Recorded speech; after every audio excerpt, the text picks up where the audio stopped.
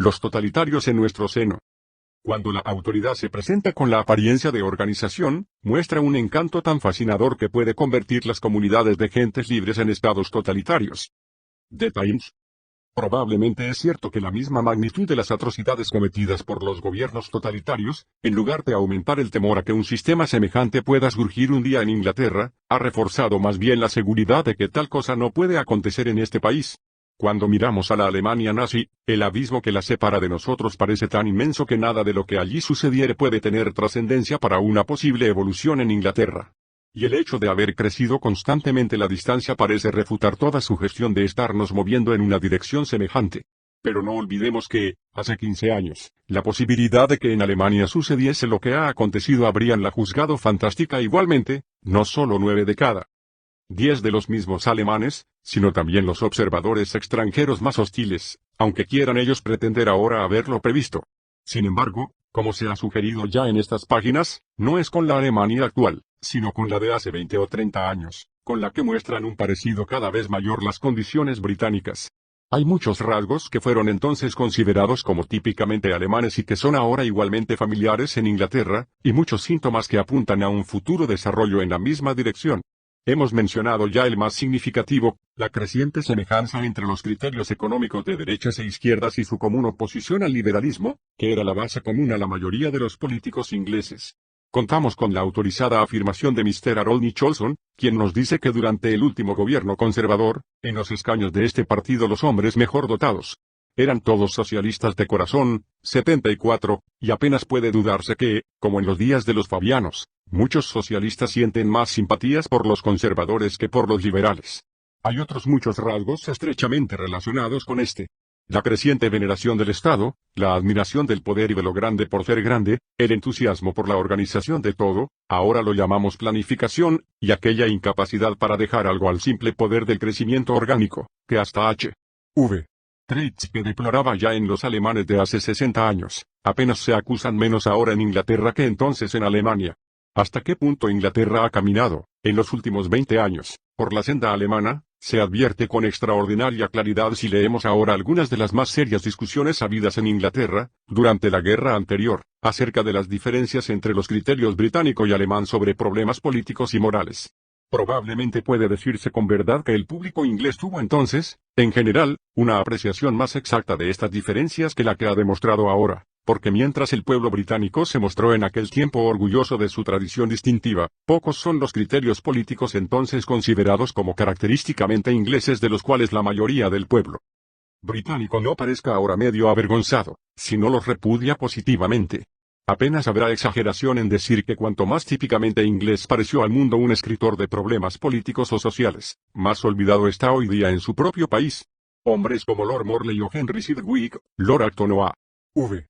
Deasy, que fueron entonces admirados en el mundo entero como ejemplos notables de la sabiduría política de la Inglaterra liberal, son para la generación presente victorianos completamente anticuados.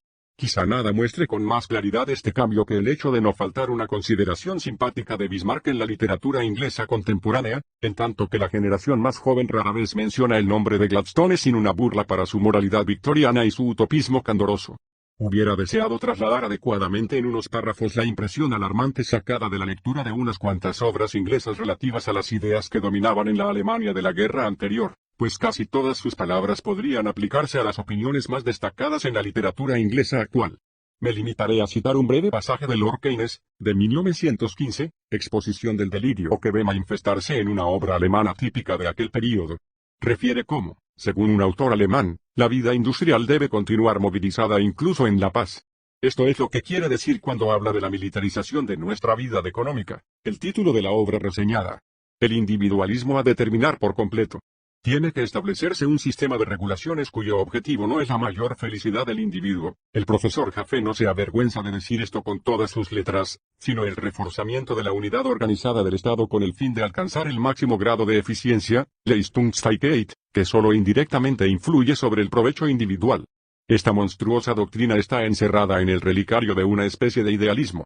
La nación se desarrollará en una unidad cerrada y llegará a ser efectivamente lo que Platón declaró que debería ser. Der Mensch groß en particular, la paz venidera traerá consigo un reforzamiento de la idea de la intervención del Estado en la industria. las inversiones exteriores, la emigración, la política industrial de los últimos años, basada en considerar el mundo entero como un mercado, son demasiado peligrosas. El antiguo orden económico, que hoy muere, se basaba en el beneficio, y en la nueva Alemania del siglo XX, el poder sin consideración del beneficio acabará con aquel sistema capitalista que surgió de Inglaterra hace 100 años 75. Excepción hecha de no haber osado aún ningún autor inglés, que yo sepa, a menospreciar abiertamente la felicidad individual. ¿Hay alguna frase de este pasaje que no encuentre su igual en mucha literatura inglesa contemporánea? Y, sin duda, no solo las ideas que en Alemania y en otras partes prepararon el totalitarismo, sino también muchos de los principios del totalitarismo mismo están ejerciendo una fascinación creciente en otros muchos países. Aunque pocas personas, si es que hay alguna, estarían probablemente dispuestas en Inglaterra a tragarse el totalitarismo entero, pocos son sus rasgos singulares que unos u otros no nos han aconsejado imitar. Aún más, apenas hay una hoja del libro de Hitler que una u otra persona, en Inglaterra, no nos haya recomendado emplear para nuestros propios fines. Esto se aplica especialmente a muchas gentes que son, sin duda, enemigos mortales de Hitler por un especial rasgo de su sistema. No debemos olvidar nunca que el antisemitismo de Hitler ha expulsado de su país o convertido en sus enemigos a muchas gentes que, por todos estilos, son comprobados totalitarios del tipo alemán 76. Ninguna descripción en términos generales puede dar una idea adecuada de la semejanza entre gran parte de la literatura política inglesa actual y las obras que en Alemania destruyeron la creencia en la civilización occidental y crearon el estado de ánimo en el que pudo alcanzar éxito el nazismo.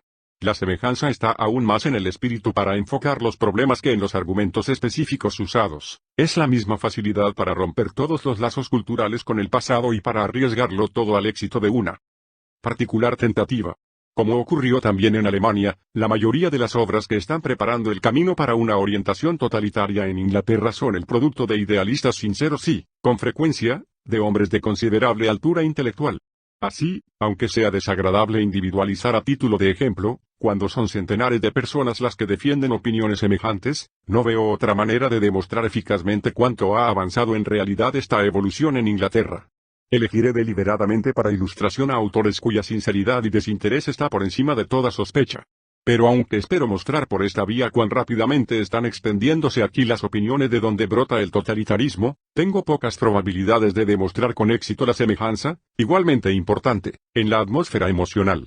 Sería necesaria una amplia investigación acerca de todos los sutiles cambios en el pensamiento y el lenguaje para hacer explícito lo que es fácil reconocer como síntomas de una familiar evolución.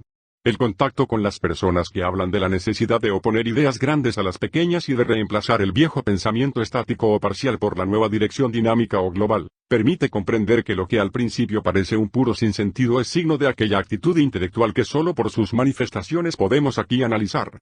Mis primeros ejemplos son dos obras de un inteligente erudito que en estos últimos años ha despertado mucho interés. Hay, quizá, muy pocos ejemplos en la literatura inglesa contemporánea donde la influencia de las ideas específicamente alemanas de que aquí nos ocupamos esté tan marcada como en los libros del profesor E. H. Carr, 20 Years Crisis y Conditions of Peace. En el primero de estos dos libros, el profesor Carr francamente se confiesa adicto a la escuela histórica de los realistas, que tuvo su hogar en Alemania y cuyo desarrollo puede trazarse a través de los grandes nombres de Hegel y Marx. Un realista, explica, es el que hace de la moralidad una función de la política y no puede lógicamente aceptar ningún patrón de valor, excepto el de los hechos.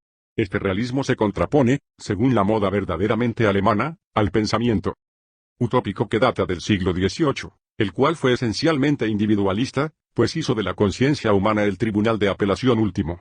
Pero la vieja moral, con sus principios generales abstractos, tiene que desaparecer, porque el empírico trata el caso concreto según sus circunstancias particulares.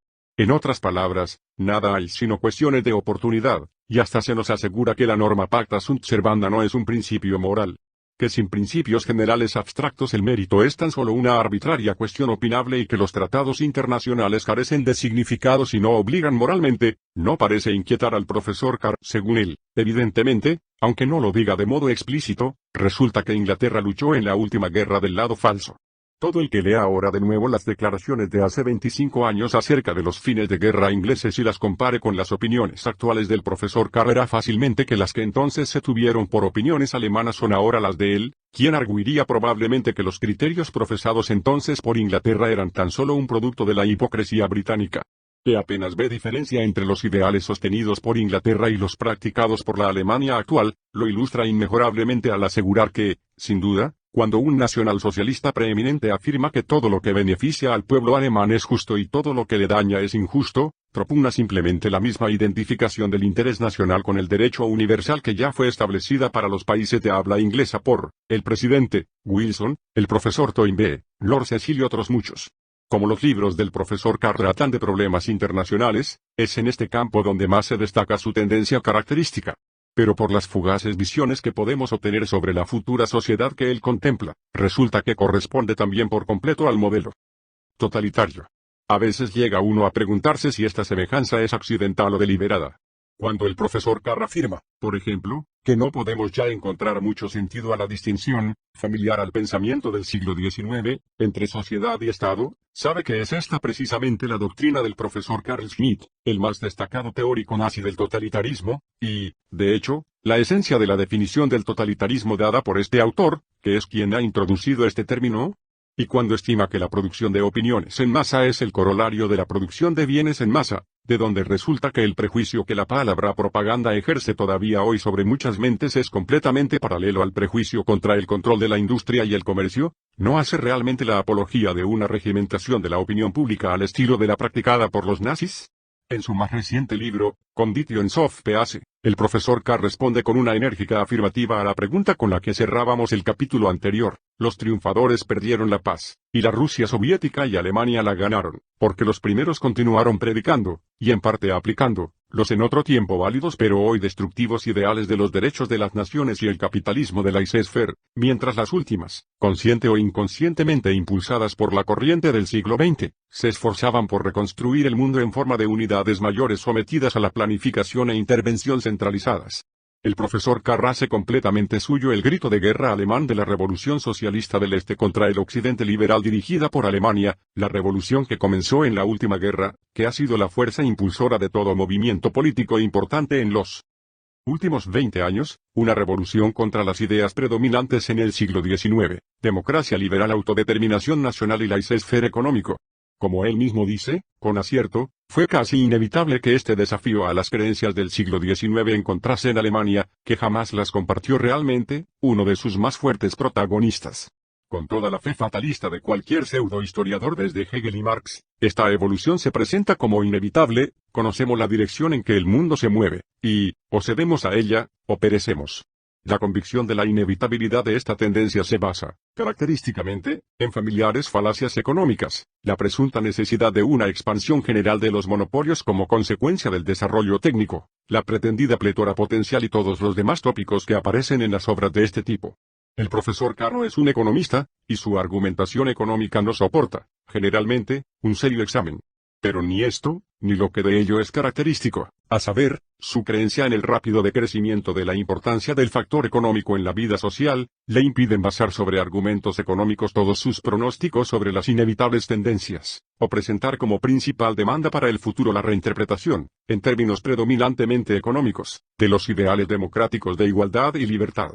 El desprecio del profesor Carr por todas las ideas de los economistas liberales, que insiste en llamar ideas del siglo XIX aunque sabe que Alemania jamás las compartió realmente y que ya practicaba en aquel siglo la mayoría de los principios que él propugna ahora, es tan profundo como el de cualquiera de los escritores alemanes citados en el capítulo anterior. Incluso se apropia la tesis alemana, engendrada por Friedrich List, según la cual el libre cambio es una política dictada tan solo por los especiales intereses de Inglaterra en el siglo XIX y solo para ellos adecuada. Ahora, sin embargo, la obtención artificial de un cierto grado de autarquía es condición necesaria de una existencia social ordenada. Lograr el retorno a un comercio mundial más disperso y generalizado. Por una remoción de las barreras comerciales o resucitando los principios del laissez-faire del siglo XIX, es inimaginable. El futuro pertenece al Großraumwirtschaft del tipo alemán. El resultado que deseamos solo puede lograrse por una deliberada reorganización de la vida europea tal como Hitler la ha emprendido. Después de todo esto es difícil sorprenderse por encontrar una característica sección, titulada Las funciones morales de la guerra, donde el profesor K. condesciende a compadecerse de las personas ingenuas, especialmente en los países de habla inglesa, que, impregnadas de la tradición del siglo XIX, persisten en considerar la guerra como algo sin sentido y desprovisto de finalidad, y se goza en el sentimiento de significación y finalidad que la guerra, el más poderoso instrumento de solidaridad social, crea. Todo esto es muy familiar, pero no es en las obras de los universitarios ingleses donde uno esperaba encontrar estas opiniones. Quizás no hayamos prestado bastante atención a un rasgo de la evolución intelectual de Alemania durante los últimos 100 años, que ahora, en una forma casi idéntica, hace su aparición en Inglaterra, la agitación de los hombres de ciencia en favor de una organización científica de la sociedad. El ideal de una sociedad organizada de cabo a rabo desde arriba fue fomentado considerablemente en Alemania por la singular influencia que a sus especialistas científicos y técnicos se les permitió ejercer en la formación de las opiniones sociales y políticas. Pocas personas recuerdan que en la historia moderna de Alemania los profesores políticos han desempeñado un papel comparable al de los abogados políticos en Francia 77.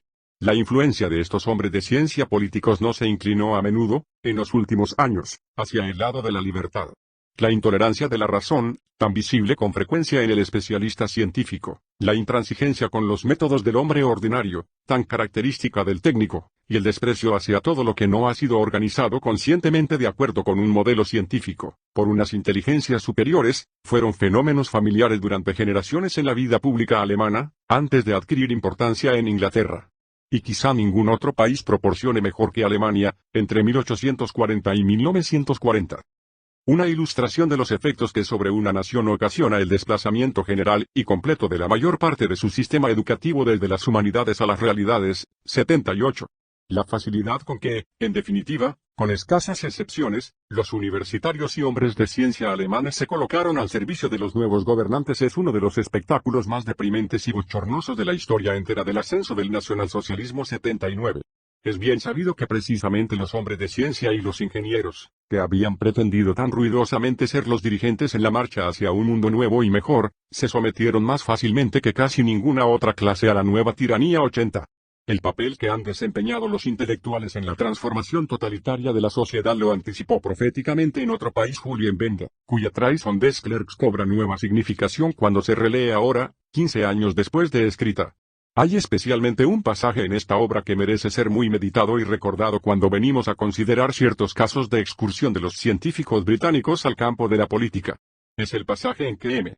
Benda habla de la superstición de considerar a la ciencia competente en todos los dominios, incluso el de la moral, superstición que, repito, es un producto del siglo XIX.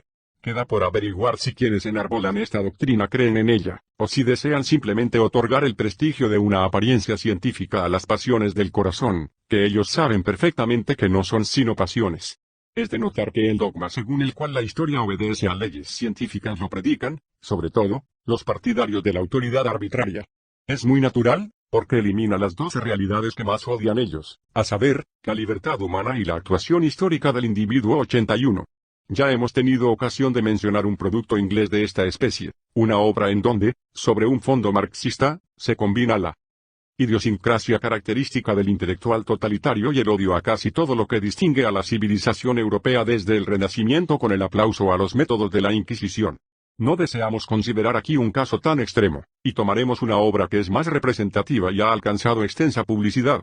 El librito del Dr. C. H. Waddington, bajo el característico título de la actitud científica, es muy buen ejemplo de un tipo de literatura que patrocina activamente el influyente semanario Nature, y que combina las demandas de un mayor poder político para los hombres de ciencia con una defensa ardiente de la planificación en gran escala, aunque no tan franco en su desprecio por la libertad como Mr. Crowther. Difícilmente es más tranquilizador el Dr. Waddington. Difiere de la mayoría de los escritores del mismo tipo en que ve claramente e incluso destaca que las tendencias que describe y defiende conducen inevitablemente a un sistema totalitario. Y, sin embargo, le resulta al parecer preferible a la, según él, feroz jaula de monos que es la civilización presente. La pretensión del Dr. Waddington, según la cual el hombre de ciencia está calificado para dirigir una sociedad totalitaria, se basa principalmente en su tesis de que la ciencia puede formular juicios éticos sobre la conducta humana, pretensión que, en la elaboración del Dr. Waddington, ha recibido de Nature considerable publicidad. Por lo demás, es una tesis familiar desde hace mucho tiempo a los científicos políticos alemanes, que ha sido justamente destacada por J. Benda. Para ilustración de lo que significa, no necesitamos salirnos del libro del Dr. Waddington. La libertad, explica, es un concepto cuya discusión resulta muy dificultosa para el hombre de ciencia, en parte porque no está convencido de que, en último análisis, exista tal cosa. Nos dice, sin embargo, que la ciencia reconoce esta y aquella libertad, pero que la libertad de ser singular y distinto de su vecino no es un valor científico. Al parecer, las prostituidas humanidades, acerca de las cuales el Dr. Waddington tiene muchas cosas desfavorables que decir, nos han engañado gravemente enseñándonos la tolerancia. Conforme a lo que es costumbre encontrar en esta clase de literatura, cuando este libro sobre la actitud científica llega a las cuestiones económicas y sociales es cualquier cosa menos científico. Encontramos de nuevo todos los familiares clichés y generalizaciones sin base acerca de la plétora potencial y de la inevitable tendencia hacia el monopolio, pero cuando se examinan las mejores autoridades, citadas en apoyo de estas afirmaciones, resultan ser, en su mayor parte, folletos políticos de dudosa reputación científica, mientras que los estudios serios sobre los mismos problemas son característicamente despreciados.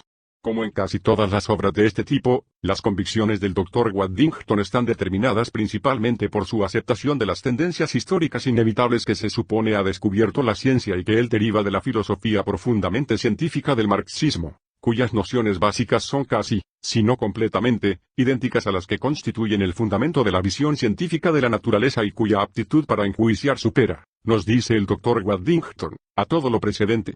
Y aunque el Dr. Waddington encuentra difícil negar que en Inglaterra se vive ahora peor que en 1913, prevé un sistema económico que será centralizado y totalitario, en el sentido de que todos los aspectos del desarrollo económico, dentro de grandes regiones, serán conscientemente planificados como un conjunto integral. Pero en apoyo de su fácil optimismo sobre la posibilidad de mantener la libertad de pensamiento en este sistema totalitario, su actitud científica no encuentra mejor recurso que la convicción de que tiene que haber testimonios muy valiosos en el campo de ciertas cuestiones que se comprenden sin necesidad de ser un especialista, tales como, por ejemplo, la de si es posible combinar el totalitarismo con la libertad de pensamiento. Un examen más completo de las diversas tendencias totalitarias en Inglaterra debería prestar considerable atención a los varios intentos de crear alguna especie de socialismo de la clase media, que presentan un alarmante parecido, desconocido sin duda para sus autores con las tendencias semejantes en la Alemania prehitleriana 82. Si nos ocupáramos aquí expresamente de los movimientos políticos, tendríamos que considerar las nuevas organizaciones como el movimiento de la Forward March Commonwealth, de Sir Richard Ackland, el autor de Unser Kampf, o las actividades del Comité de 1941, de Mr. J. B. Priestley, que en un tiempo estuvo asociado con el primero. Pero aunque sería imprudencia despreciar el significado sintomático de fenómenos como estos, difícilmente pueden ser contados entre las fuerzas políticas importantes. Aparte de las influencias intelectuales que hemos ilustrado con dos ejemplos, el impulso del movimiento hacia el totalitarismo proviene principalmente de los dos grandes grupos de intereses, el capital organizado y el trabajo organizado. Probablemente, la mayor amenaza de todas está en el hecho de apuntar en la misma dirección la política de estos dos grupos, los más poderosos. Lo hacen a través de su común y a menudo concertado apoyo a la organización monopolista de la industria, y esta tendencia es el mayor peligro inmediato. Si bien es cierto que no hay razón para creer que este movimiento sea inevitable, apenas puede dudarse que, si continuamos por el camino que hemos venido pisando, acabaremos en el totalitarismo. Este movimiento, por lo demás, está deliberadamente planeado, sobre todo por los organizadores capitalistas de monopolios, que son, por ello, una de las principales fuentes de este peligro.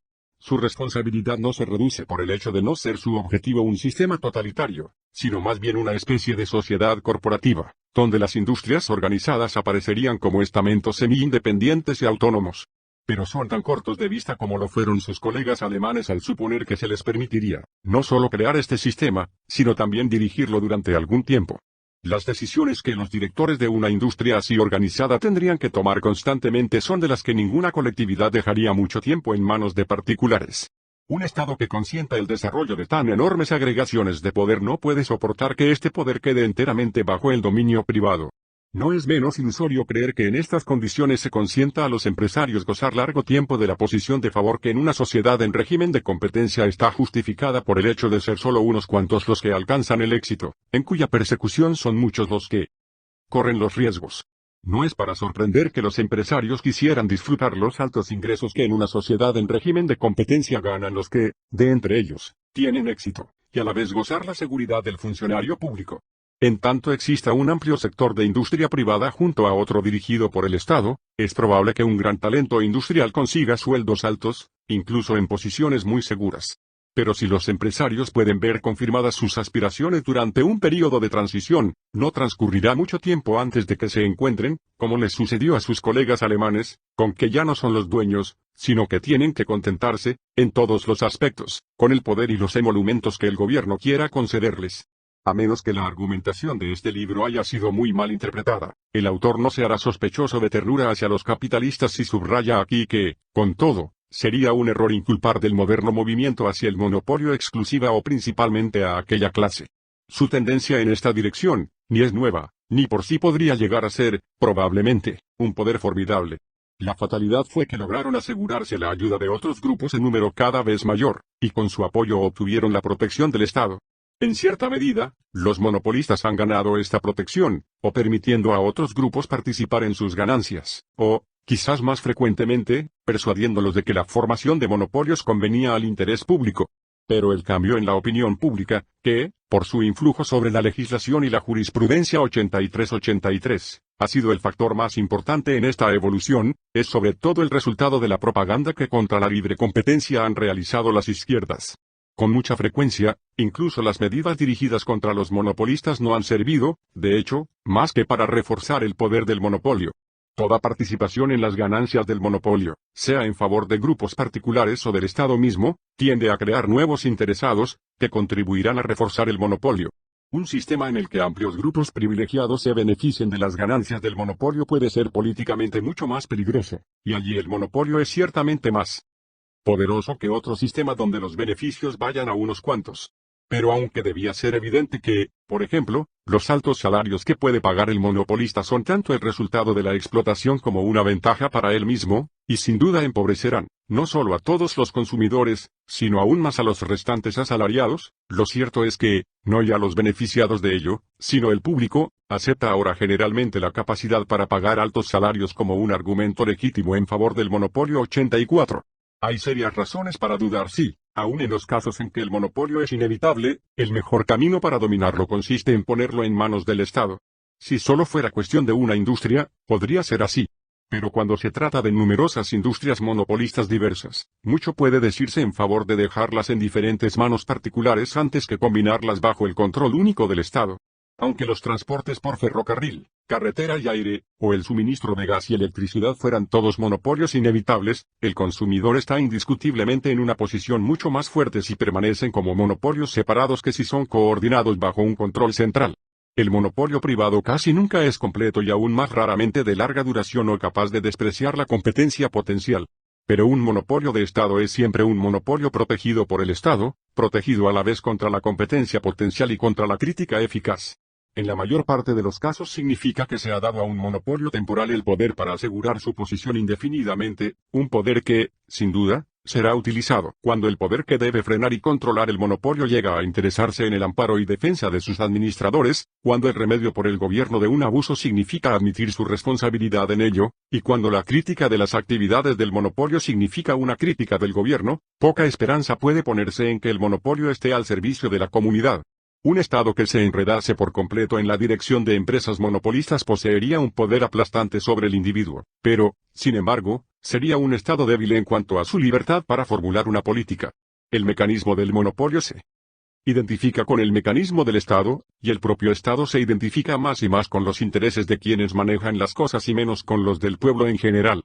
Lo probable es que, allí donde el monopolio sea realmente inevitable, un fuerte control del Estado sobre los monopolios privados, método que solían preferir los americanos, ofrezca más probabilidades de resultados satisfactorios, si es mantenido con continuidad, que la gestión directa por el Estado. Al menos parece ser así si el Estado impone una rigurosa intervención del precio, que no consienta espacio para beneficios extraordinarios de los que puedan participar quienes no sean los monopolistas. Incluso si esto tuviera por efecto, como ha sucedido a veces con los servicios públicos americanos, que los servicios de las industrias monopolistas fuesen menos satisfactorios de lo que podrían resultar, sería un precio barato por un freno eficaz de los poderes del monopolio. Personalmente, yo preferiría con mucho tener que soportar alguna ineficiencia de esta clase que ver intervenidos todos los caminos de mi vida por el monopolio organizado. Este método de tratar el monopolio, que rápidamente podría hacer de la posición del monopolista la menos elegible entre todas las posiciones de empresario, podría contribuir tanto como cualquier otra cosa a reducir el monopolio a las esferas en donde es inevitable y a estimular la invención de sustitutivos que pudieran hacerle la competencia. Bastaría convertir otra vez la posición del monopolista en cabeza de turco de la política económica para que sorprendiese la rapidez con que la mayoría de los empresarios capaces redescubriera su gusto por el aire saludable de la competencia. El problema del monopolio no sería tan difícil como es si solo tuviéramos que combatir al monopolio del capitalista.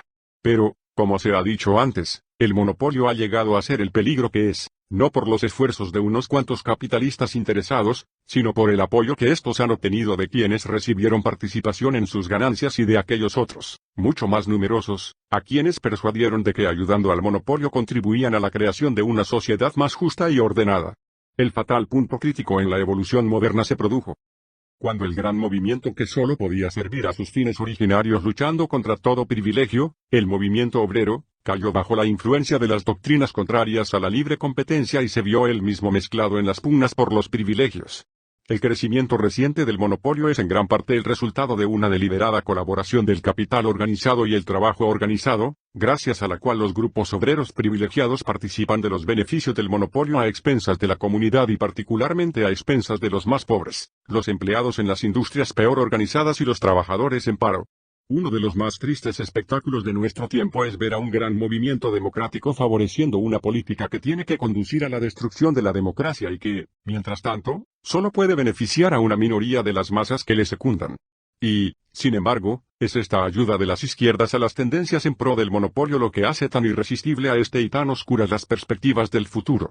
En tanto los partidos obreros continúen ayudando a la destrucción del único orden bajo el cual se aseguró, por lo menos, a cada trabajador un cierto grado de independencia y libertad, poca esperanza puede quedar para el futuro. Los dirigentes obreros, que ahora anuncian con tanto ruido haber acabado de una vez y para siempre con el absurdo sistema de la libre competencia, 85, están proclamando el ocaso de la libertad del individuo. No hay más opciones que el orden gobernado por la disciplina impersonal del mercado o el dirigido por la voluntad de unos cuantos individuos, y los que se entregan a la destrucción del primero anidan, lo quieran o no, a crear el segundo. Aunque algunos trabajadores quizá estarían mejor alimentados en aquel nuevo orden, y todos estarían, sin duda, más uniformemente vestidos, cabe dudar que la mayoría de los trabajadores ingleses diera al cabo las gracias a sus dirigentes intelectuales por el regalo de una doctrina socialista que compromete su libertad personal. Para todo el que esté familiarizado con la historia de los grandes países continentales en los últimos 25 años, el estudio del reciente programa del Labour Party, empeñado en la creación de una sociedad planificada, es la más desalentadora experiencia. A todo intento de restaurar la Gran Bretaña tradicional se opone un plan que, no solo en sus líneas generales, sino en los detalles, e incluso en el lenguaje, es indistinguible de los sueños socialistas que dominaron las discusiones alemanas de hace 25 años. Se han tomado materialmente de la ideología alemana, no solo peticiones como la contenida en la resolución, adoptada por iniciativa del profesor Lasky, de exigir el mantenimiento en tiempo de paz de las medidas de control oficial requeridas para la movilización de los recursos nacionales en la guerra, sino todos los característicos tópicos, tales como el de la economía equilibrada, que el profesor Lasky pide ahora para Gran Bretaña, o el consumo comunitario, hacia el cual debe dirigirse centralizadamente la producción. Hace 25 años había quizá alguna excusa para mantener la cándida creencia en que una sociedad planificada puede ser una sociedad mucho más libre que con el sistema de competencia basado en el laissez-faire, al que viene a reemplazar, 86. Pero verla sostenida otra vez, después de 25 años de experiencia y de la revisión de las viejas creencias provocada por esta experiencia misma, en el momento en que estamos luchando contra los resultados de aquellas mismas doctrinas, es más trágico de lo que puede expresarse con palabras. El decisivo cambio acaecido en nuestro tiempo y la fuente de mortal peligro para todo lo que un liberal tiene por valioso está en que el gran partido que en el Parlamento y en la opinión pública ha sustituido en gran medida a los partidos progresistas del pasado se haya alineado con lo que, a la luz de toda la evolución anterior, tiene que considerarse como un movimiento reaccionario. Que los avances del pasado se vean amenazados por las fuerzas tradicionalistas de la derecha es un fenómeno de todos los tiempos que no debe alarmarnos. Pero si el puesto de la oposición, tanto en la discusión pública como en el Parlamento, terminase por ser el monopolio de un segundo partido reaccionario, no se podría conservar ninguna esperanza. Condiciones materiales y fines ideales. Es justo o razonable que la mayoría de las voces, oponiéndose a la principal razón de ser del Estado, deban esclavizar a la minoría que quiera ser libre. Más justo es, sin duda, que, si resultase forzoso, los menos obliguen a los más a permanecer libres, lo cual no puede traerle daño, y no que los más, para satisfacción de su vileza, fuercen perniciosamente a los menos a ser sus compañeros de esclavitud. Los que no pretenden sino su propia y justa libertad tienen siempre el derecho a ganarla, cuando quiera que tengan poder, por numerosas que sean las voces que se les opongan. John Milton. Agrada a nuestra generación imaginarse que concede menos peso que sus padres o sus abuelos a las consideraciones económicas. El final del hombre económico promete ser uno de los mitos directores de nuestra época. Antes de aceptar esta pretensión o considerar estimable el cambio, tenemos que investigar un poco más lo que haya de verdad en ello. Cuando consideramos las demandas de reconstrucción social que más apremiantemente se solicitan, resulta que son casi todas de carácter económico. Hemos visto ya que la reinterpretación en términos económicos de los ideales políticos del pasado, a saber, la libertad, la igualdad y la seguridad, es una de las principales demandas planteadas por quienes, a la vez, proclaman el final del hombre económico. Tampoco puede dudarse mucho que en sus creencias y aspiraciones los hombres se gobiernan hoy más que nunca por doctrinas económicas, por la idea, cuidadosamente fomentada, de la irracionalidad de nuestro sistema económico, por las falsas afirmaciones acerca de la plétora potencial, por pseudoteorías acerca de la inevitable tendencia hacia el monopolio y por las impresiones nacidas de algunos acontecimientos muy difundidos, tales como la destrucción de las existencias de materias primas o la supresión temporal de inventos, condenando a la libre competencia como causante de todo ello, aunque son precisamente estas cosas las que no pueden suceder bajo la libre competencia y solo son posibles en el monopolio y, generalmente, en el monopolio favorecido por el Estado 87. En un sentido diferente, empero, es cierto sin duda que nuestra generación está menos dispuesta a obedecer a consideraciones económicas que lo estuvieron sus predecesoras. Se muestra decididamente más reacia a sacrificar a lo que se llaman argumentos económicos cualquiera de sus demandas, se impacienta y opone ante cualquier restricción de sus ambiciones inmediatas y no está dispuesta a doblegarse ante las necesidades económicas. Lo que distingue a nuestra generación no es en modo alguno el desprecio del bienestar material o ni siquiera un menor deseo de él, sino, por el contrario, la negativa a reconocer cualquier obstáculo, cualquier conflicto con otros fines que pudiera impedir el logro de sus propios deseos. Economofobia sería una expresión más correcta para describir esta actitud que el doblemente equívoco final del hombre económico, el cual sugiere un cambio a partir de una situación que jamás ha existido y en una dirección en la que no nos movemos. El hombre ha llegado a odiar las fuerzas impersonales a las que en el pasado se sometió y a rebelarse contra ellas porque a menudo han frustrado sus esfuerzos individuales. Esta rebeldía es ejemplo de un fenómeno mucho más general, de una nueva repugnancia a someterse a cualquier norma o necesidad cuya razón de ser el hombre no comprenda. Se hace sentir en muchos ámbitos de la vida, especialmente en el de la moral, y es con frecuencia una actitud elogiable. Pero hay ámbitos en los que no puede satisfacerse plenamente esta apetencia de lo inteligible y donde, a la vez, la negativa a someterse a algo que no podemos comprender tiene que conducir a la ruina de nuestra civilización. Aunque es natural que, conforme el mundo en torno se nos hace más complejo, crezca nuestra resistencia contra las fuerzas incomprensibles para nosotros que interfieren constantemente con nuestras esperanzas y planes individuales, es precisamente en estas circunstancias cuando decrece para todos la posibilidad de un pleno conocimiento de tales fuerzas. Una civilización compleja como la nuestra se basa necesariamente sobre la acomodación del individuo mismo a cambios cuya causa y naturaleza no puede comprender. ¿Por qué poseerá más o menos? ¿Por qué tendrá que cambiar de ocupación? ¿Por qué le será más difícil obtener algunas cosas que desea que otras? Todo ello estará siempre ligado a tal multitud de circunstancias, que ninguna mente aislada será capaz de comprenderlo. O, todavía peor, los afectados dirigirán todos sus reproches hacia una obvia causa inmediata y evitable, mientras que las interrelaciones más complejas que determinan el cambio quedarán ineludiblemente ocultas para ellos. El mismo jefe de una sociedad completamente planificada, si desease dar una adecuada explicación a alguien acerca de por qué tiene que ser desplazado a otro empleo, o por qué tiene que variarse su remuneración, no podría hacerlo del todo sin explicar y defender su plan entero, lo que significa, por lo demás, que no podría explicarlo sino a unos pocos. Fue la sumisión de los hombres a las fuerzas impersonales del mercado lo que en el pasado hizo posible el desarrollo de una civilización que de otra forma no se habría alcanzado.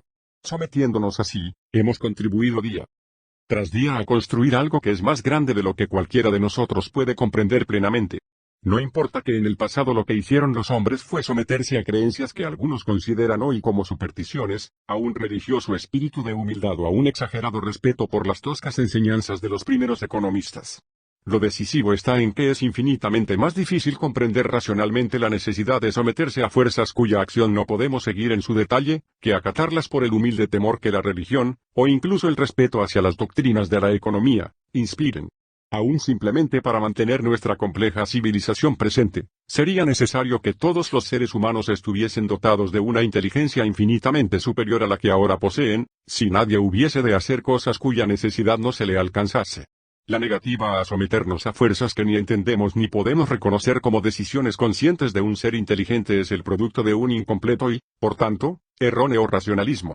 Es incompleto porque no acierta a comprender que la coordinación de los variados esfuerzos individuales en una sociedad compleja tiene que tener en cuenta hechos que ningún individuo puede dominar totalmente. Y no acierta a ver que, si no ha de ser destruida esta compleja sociedad, la única alternativa al sometimiento a las fuerzas impersonales y aparentemente irracionales del mercado es la sumisión a un poder igualmente irrefrenable y, por consiguiente, arbitrario, de otros hombres. En su ansiedad por escapar a las enojosas restricciones que siente ahora, el hombre no advierte que las nuevas prohibiciones autoritarias que habrían de imponerse deliberadamente en lugar de aquellas serían aún más penosas. Quienes arguyen que hemos aprendido a dominar hasta un grado asombroso las fuerzas de la naturaleza, pero que estamos lastimosamente atrasados en el uso eficaz de las posibilidades de colaboración social, tienen toda la razón en cuanto a lo que esta afirmación dice. Pero se equivocan cuando llevan la comparación más allá y argumentan que debemos aprender a dominar las fuerzas de la sociedad de la misma manera que lo hemos hecho con las fuerzas de la naturaleza. Eso no es solo el camino del totalitarismo, sino el de la ruina de nuestra civilización y una vía cierta para impedir todo progreso futuro. Quienes esto demandan muestran, por sus propias demandas, que todavía no han comprendido hasta qué punto la mera conservación de todo lo que hemos logrado depende de la coordinación de los esfuerzos individuales mediante fuerzas impersonales. Tenemos que volver nuevamente al punto crucial, que la libertad individual no se puede conciliar con la supremacía de un solo objetivo al cual debe subordinarse completa y permanentemente la sociedad entera. La única excepción a la regla de que una sociedad libre no puede someterse a un solo objetivo la constituyen la guerra y otros desastres temporales, circunstancias en las que la subordinación de casi todo a la necesidad inmediata y apremiante es el precio por el cual se preserva a la larga nuestra libertad. Esto explica también por qué son tan equívocas tantas de las frases de moda respecto a la aplicación con fines de paz de lo que hemos aprendido a hacer con fines de guerra. Es razonable sacrificar temporalmente la libertad para hacerla más segura en el futuro, pero no puede decirse lo mismo de un sistema propuesto como organización permanente. A ningún propósito singular debe atribuirse en la paz una preferencia absoluta sobre los demás, y esto vale incluso para aquel objetivo que por el común consenso ocupa ahora el primer lugar, la supresión del paro. Sin duda, este tiene que ser el objetivo de nuestros mayores esfuerzos, pero aún así, ello no significa que se deba permitir a esta finalidad que nos domine hasta excluir toda otra cosa, que, según el dicho irreflexivo, deba lograrse a cualquier precio. Es, en efecto, en este campo donde la fascinación de vagas pero populares frases, como la plena ocupación, puede muy bien conducir a medidas extremadamente miopes, y donde el categórico e irresponsable tiene que hacerse a toda costa de los idealistas ingenuos, es probable que ocasione el mayor daño. Es de la máxima importancia que nos acerquemos con los ojos abiertos a la tarea que en este campo habrá de afrontarse después de la guerra, y que nos hagamos cargo lúcidamente de qué es lo que cabe lograr. Uno de los rasgos dominantes de la situación al término de la guerra lo constituirán los cientos de miles de hombres y mujeres que por las especiales necesidades del conflicto habrán sido atraídos a tareas especializadas en las que, durante la guerra, han conseguido ganar salarios relativamente altos.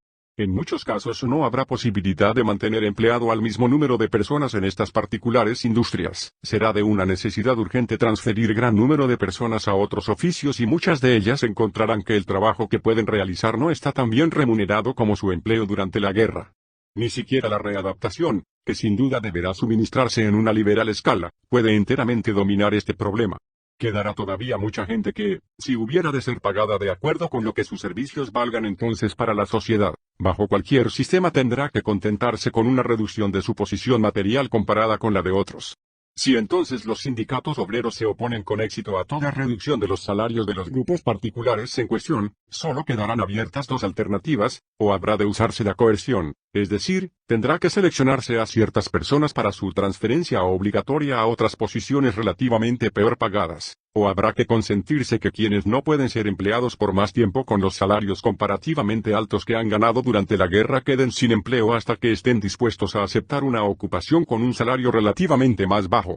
Este problema surgiría en una sociedad socialista no menos que en cualquier otra, y la gran mayoría de los trabajadores no se mostraría, probablemente, más inclinada a garantizar a perpetuidad los salarios presentes a quienes fueron llevados a empleos extraordinariamente bien pagados por las especiales necesidades de la guerra. Una sociedad socialista usaría sin duda la coerción en este caso.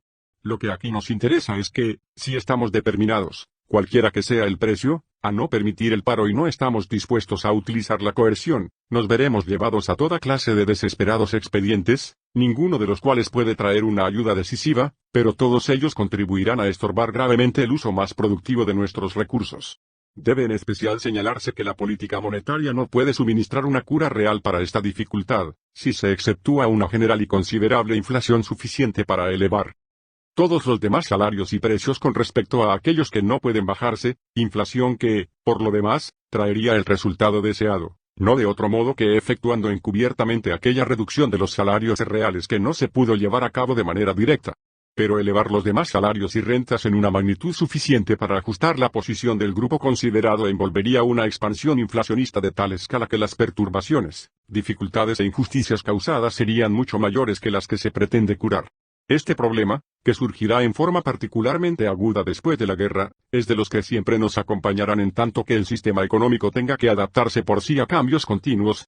Siempre será posible alcanzar por medio de una expansión monetaria una máxima ocupación a corto plazo dando empleo a todas las gentes allí donde se encuentren.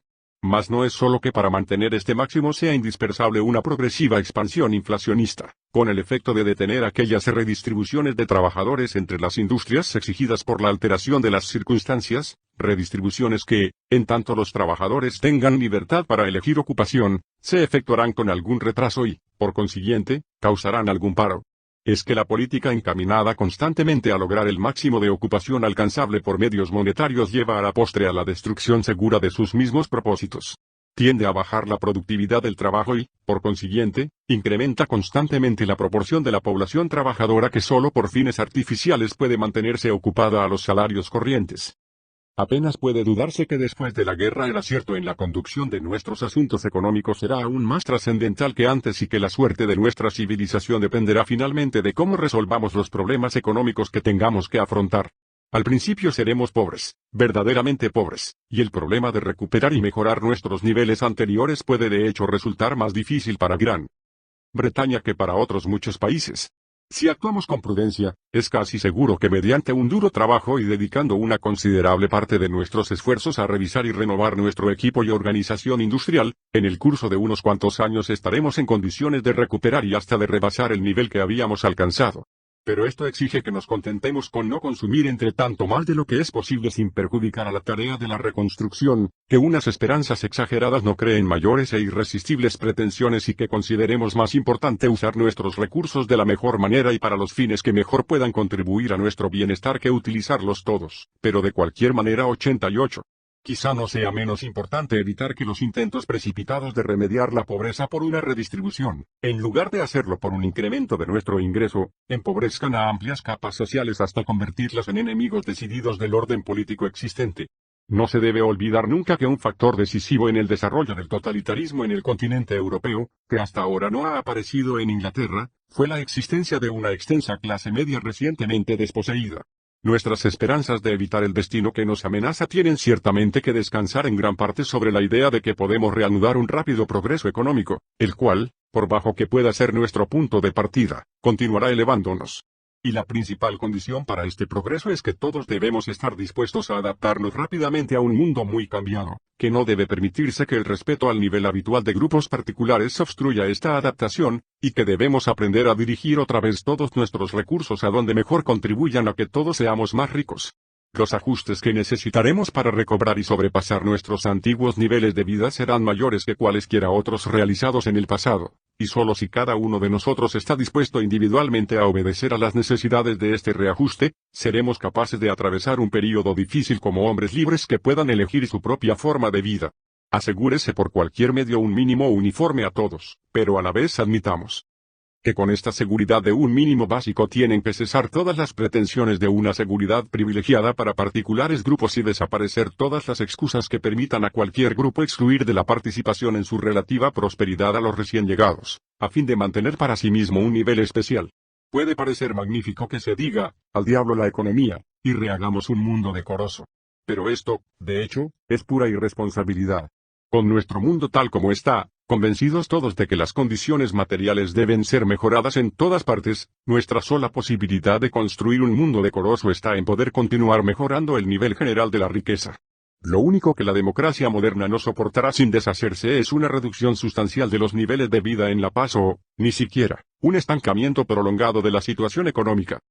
Los que admiten que las actuales tendencias políticas constituyen una seria amenaza para nuestro porvenir económico y, a través de sus efectos económicos, ponen en peligro valores mucho más altos, están, sin embargo, dispuestos a engañarse a sí mismos y creer que estamos realizando sacrificios materiales para alcanzar objetivos espirituales. Es, sin embargo, más que dudoso que los 50 años de movimiento hacia el colectivismo hayan elevado nuestras normas morales o incluso que el cambio no nos haya llevado en la dirección opuesta. Aunque tenemos el hábito de enorgullecernos del aumento de sensibilidad de nuestra conciencia social, no está en modo alguno claro que ello se justifique por la práctica de nuestra conducta individual. En el aspecto crítico, en su indignación por las iniquidades del orden social existente, nuestra generación sobrepasa, probablemente, a la mayoría de sus predecesoras.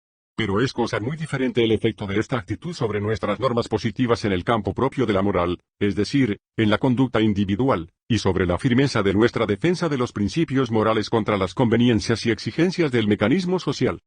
En este campo, las cuestiones se han vuelto tan confusas que es necesario retroceder a los fundamentos. Lo que nuestra generación corre el peligro de olvidar no es solo que la moral es necesariamente un fenómeno de la conducta individual, sino, además, que solo puede existir en la esfera en que el individuo es libre para decidir por sí y para sacrificar sus ventajas personales ante la observancia de la regla moral. Fuera de la esfera de la responsabilidad individual no hay ni bondad ni maldad ni oportunidad para el mérito moral, ni lugar para probar las convicciones propias sacrificando a lo que uno considera justo los deseos personales. Solo cuando somos responsables de nuestros propios intereses y libres para sacrificarlos tiene valor moral nuestra decisión. Ni tenemos derecho a ser altruistas a costa de otros, ni tiene mérito alguno ser altruistas si no se puede optar. Los miembros de una sociedad a quienes, en todos los aspectos, se les hace hacer el bien no tienen motivo para alabarse. Como dijo Milton, si cada acción, buena o mala, de un hombre maduro estuviese sujeta a límite, prescripción o violencia, ¿qué sería la virtud sino un nombre? ¿Qué alabanza merecerían las buenas obras? ¿Cómo premiar al sobrio, al justo o al puro?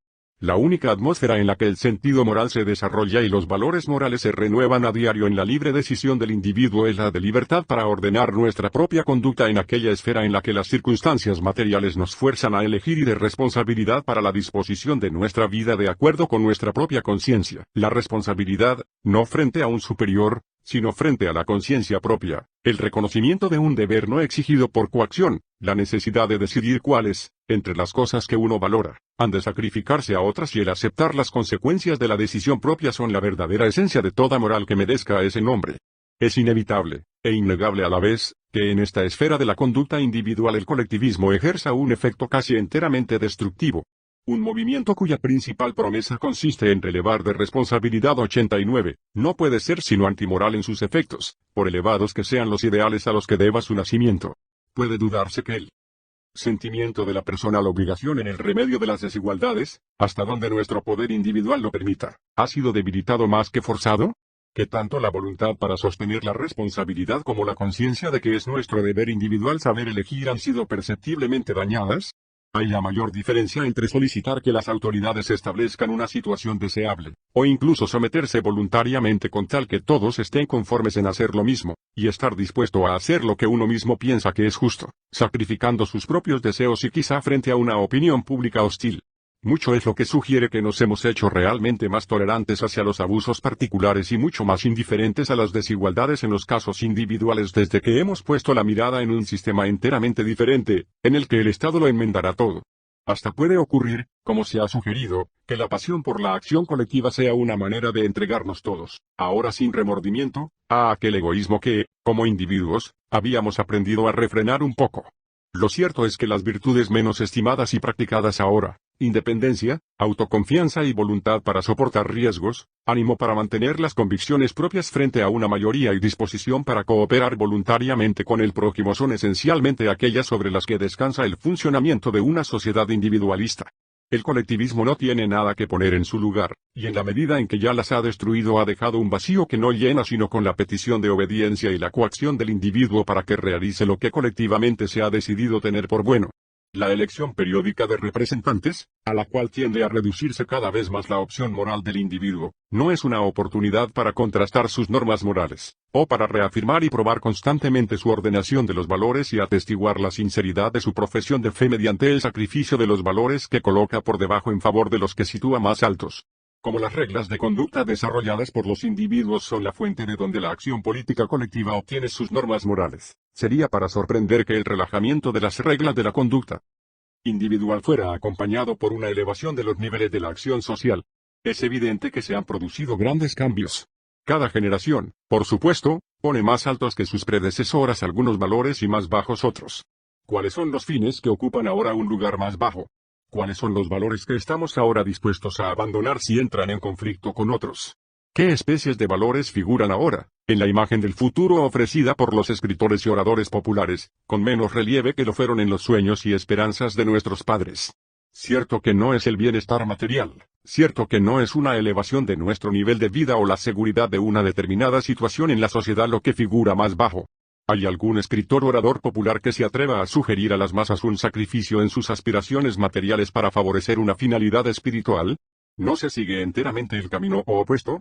¿No son valores morales todas las cosas que cada vez con más frecuencia enseñamos a considerar como ilusiones del siglo XIX? Libertad e independencia, sinceridad y honestidad intelectual, paz y democracia y respeto por el individuo como hombre en lugar de verlo solamente como miembro de un grupo organizado. ¿Cuáles son los polos fijos que ahora se miran como sacrosantos, que ningún reformador osaría tocar, pues son considerados como las fronteras inmutables que han de respetarse en todo plan para el futuro?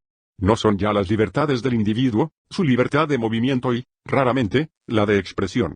Son los niveles de vida protegidos de este o aquel grupo, su derecho a excluir a otros de la facultad de proveer al prójimo con lo que éste necesita.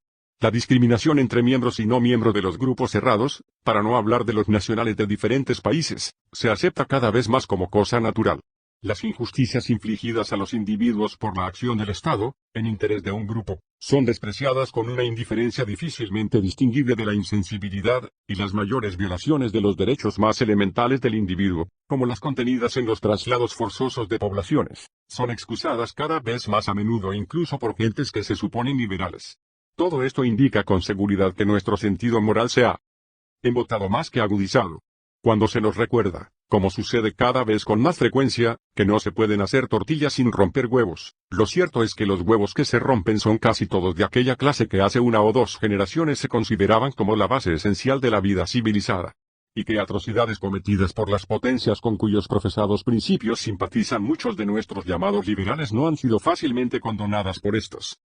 Hay un aspecto en el cambio de los valores morales provocado por el avance del colectivismo que ahora ofrece especial alimento para la meditación. Y es que las virtudes que cada vez se tienen menos en estima y que, consiguientemente, se van enrareciendo son precisamente aquellas de las que más se enorgullecía, con justicia, el pueblo británico y en las que se le reconocía, generalmente, superioridad. Las virtudes que el pueblo británico poseía en un grado superior a casi todos los demás pueblos, exceptuando tan solo algunos de los más pequeños, como el suizo y el holandés, fueron independencia y confianza en sí mismo, iniciativa individual y responsabilidad local, eficaz predilección por la actividad voluntaria, consideración hacia el prójimo y tolerancia para lo diferente y lo extraño, respeto de la costumbre y la tradición y un sano recelo del poder y la autoridad. La energía, el carácter y los hechos británicos son, en una gran parte, el resultado del cultivo de lo espontáneo. Pero casi todas las tradiciones e instituciones en las que el genio moral británico ha encontrado su expresión más característica y que, a su vez, han moldeado el carácter nacional y el clima moral entero de Inglaterra, son aquellas que el avance del colectivismo y sus inherentes tendencias centralizadoras están destruyendo progresivamente. La perspectiva con un trasfondo extranjero es útil, a veces, para ver con más claridad a qué circunstancias se deben las peculiares excelencias de la atmósfera moral de una nación. Y, si puede decirlo una persona que, diga lo que diga la ley, será siempre un extranjero. Uno de los espectáculos más desalentadores de nuestro tiempo está en ver hasta qué punto algunas de las más preciadas cosas que Inglaterra ha dado al mundo son despreciadas ahora por Inglaterra misma.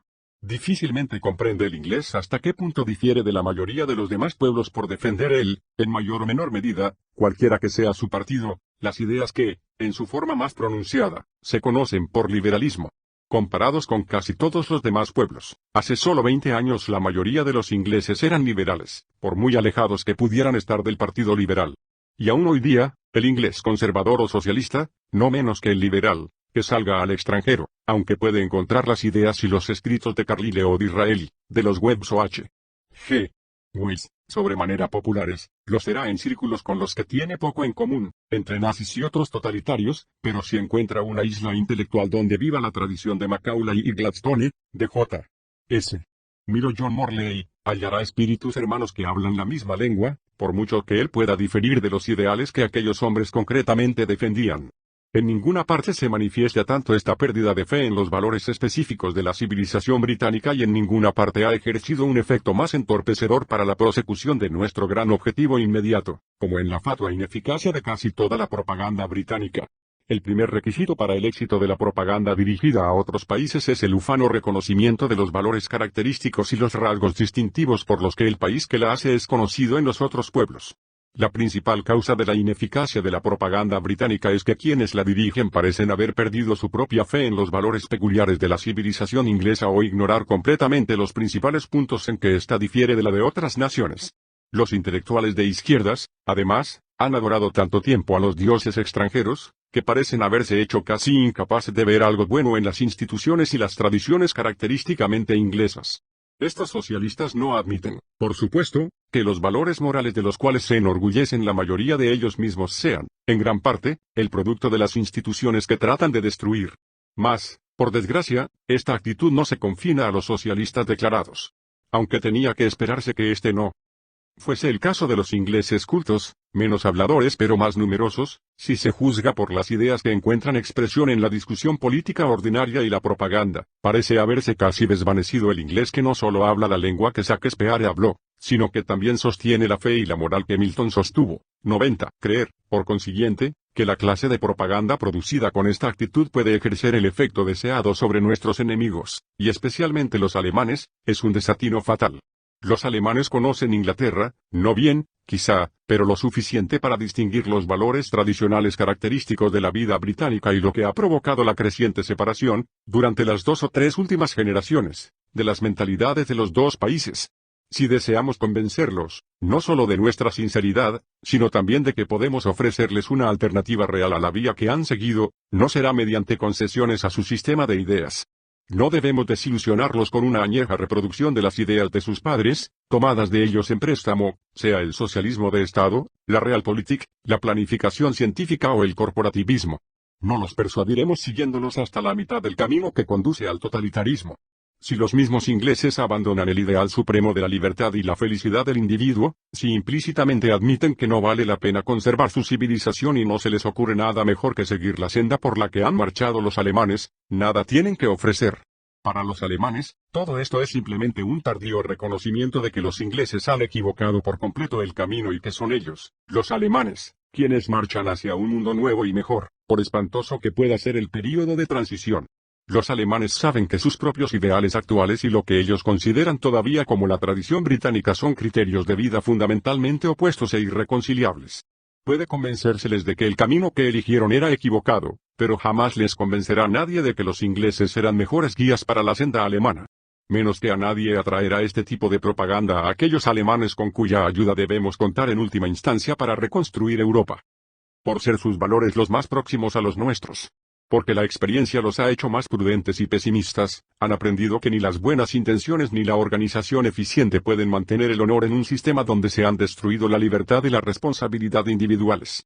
Lo que el alemán y el italiano que han aprendido la lección necesitan ante todo es protección contra el Estado monstruo, no grandiosos proyectos de organización en una escala colosal, sino oportunidad pacífica y libre para construir una vez más su propio mundo en torno Si podemos esperar el apoyo de algunos ciudadanos de los países enemigos, no es porque ellos crean que ser mandados por los británicos es preferible a ser mandados por los prusianos, sino porque creen que en un mundo donde los ideales británicos han triunfado serán menos mandados y se les dejará más en paz para conseguir sus propios designios.